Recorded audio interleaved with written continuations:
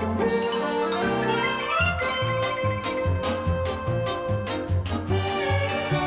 everybody, it's Chrissy, known online as Wootini, here with another Gay Gamer video podcast. I know it's been a while, but as you can see from the new background behind the couch, or lack thereof, we have moved into our new apartment, finally.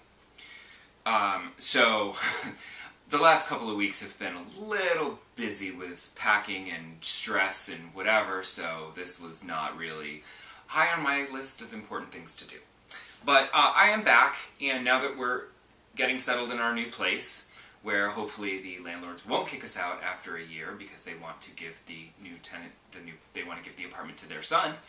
And of course, we're not expecting our security deposit back on that apartment because they were all smiles and friendly and hey, how are you? Pet the dogs. Oh, we're so nice. You're such great tenants. Blah blah blah. Smile, smile. Happy, happy. As soon as they told us they weren't renewing our lease, we never saw them. They hid in their apartments. We never saw them. They never spoke to us.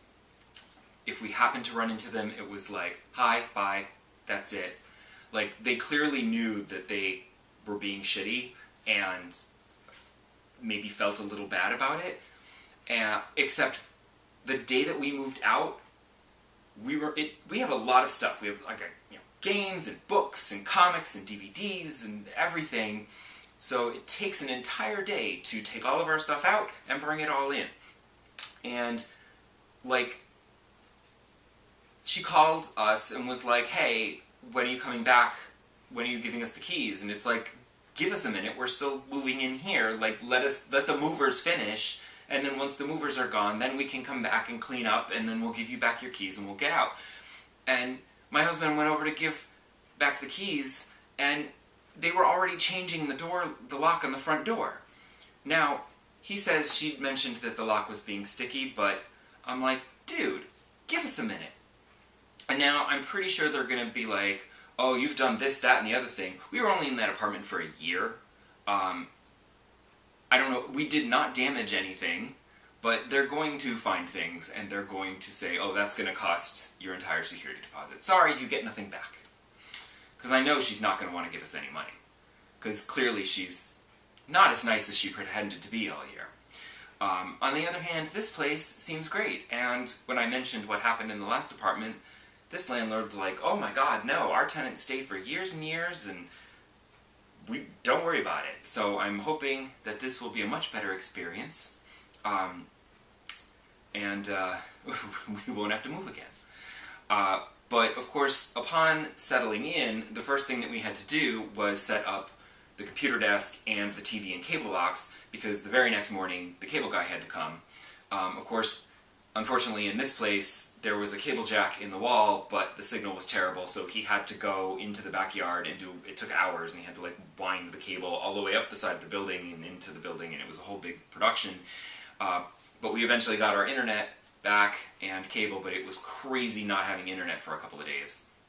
And of course, I had to set up I eventually was like, okay, now I need to set up, like, I wasn't going to do all of my video games, but the first things that I did set up after the cable box and the Blu-ray player, I did set up my PlayStation, and I did set up the Switch. Mostly because I wanted to charge it, because since we were moving, I couldn't play my PlayStation, I couldn't play any Red Dead for a few days because I had to pack everything into a box. But my Switch, of course, being a nice screen and stuff, I put it in my case and I put it in my bag, so I only packed the dock.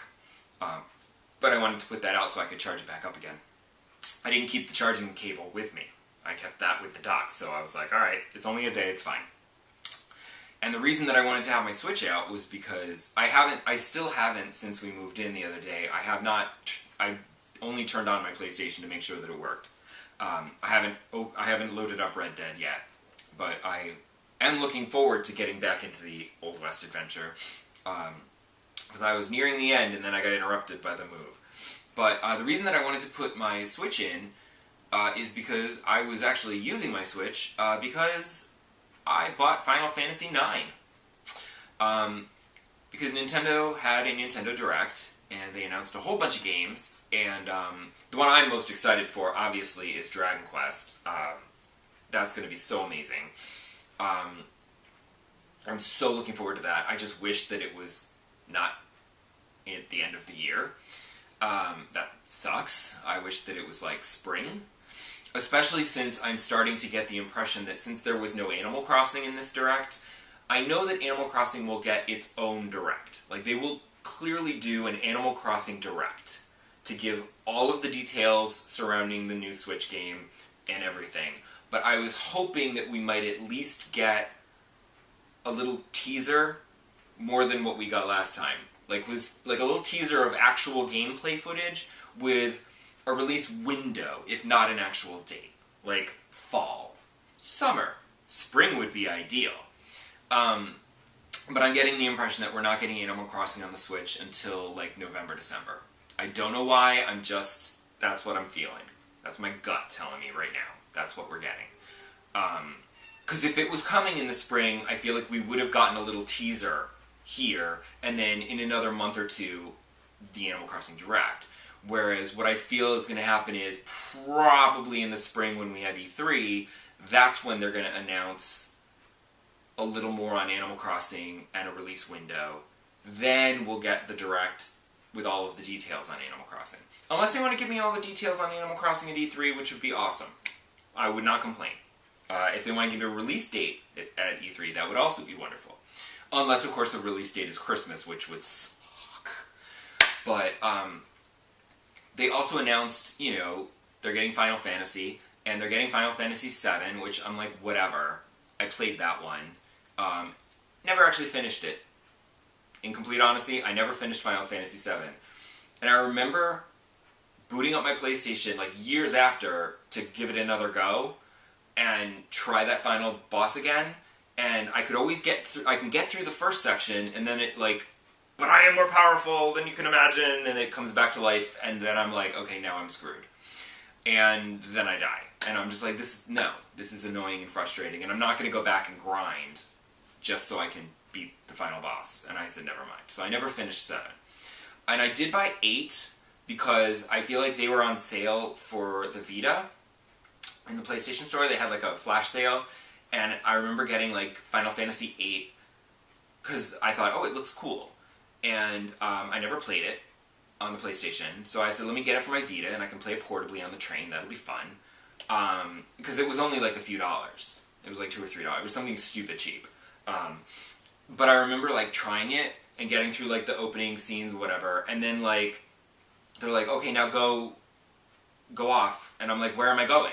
Like, do I go this way? Do I go that way? And it suddenly became, I was like, I don't know what I'm supposed to do next. And I was like, that's not how you start a game. Like, the beginning of a game needs to be relatively, like, well-guided. So I just never really got into it, so I kind of missed out on 8. I mean, I still have it on my Vita. I could charge that up and give it another go, but everyone always says that 9 is, like, one of the best Final Fantasy games ever made, but I skipped it. So, I fell into the Final Fantasy VII hype, and I got it, and I played it, and I enjoyed it, but I never finished it. And so when 8 came out, I guess I was like, eh. And then, so when 9 came out, I honestly didn't care. But I was like, alright, they were like, it's available now. So I said, you know what, let me download that, since I still don't have Pokemon. I was like, let me see what they're charging for it. Because I'm like, if they're trying to charge full price or something, then no. But it was like $20, and I happened to have just over $20 in my account, in my eShop account, and I was able to purchase it, and I have 8 cents left in my eShop account, and I said, okay, that's a sign that I have basically the exact amount of money needed to buy Final Fantasy IX. So I purchased it, and I'm only like a couple hours in, so it's literally just the beginning. While I was doing laundry this morning, I only just got to the part where you go to the world map, and you can wander around the world map. Because it's fun, because it's so far it's a good game. I like it. The battle system is fine. I'm using the active time still, though I'm tempted to switch to wait so that it becomes more of a turn-based kind of thing. But it's not that bad. The thing that I love about it is the retro feel to it, because it has those splashy cinematics, you know, the CGI animated movies, and you're like, because that was back in the day when those were like spectacular, and then you had the in-game graphics, which were like, you know, blocky and pixely and not great. So they'd try to wow you with the splashy cinematics and stuff, and it's so fun to see those, because you don't see that now, because they use in-game engines for cinematics more often than not, because now the in-game engine looks just that great. There's no reason to. So, I love that. I was a little disappointed because I started playing it on the TV, and the polygon characters are like up-resed and more high-def looking, and they look good, whereas the backgrounds are unbelievably ugly on the TV. Someone on Twitter said, a couple people on Twitter have said that, yeah, it's because it's the PC port, and Square Enix lost the background files, so they could only up-res the characters, and the backgrounds are still they're kind of ugly.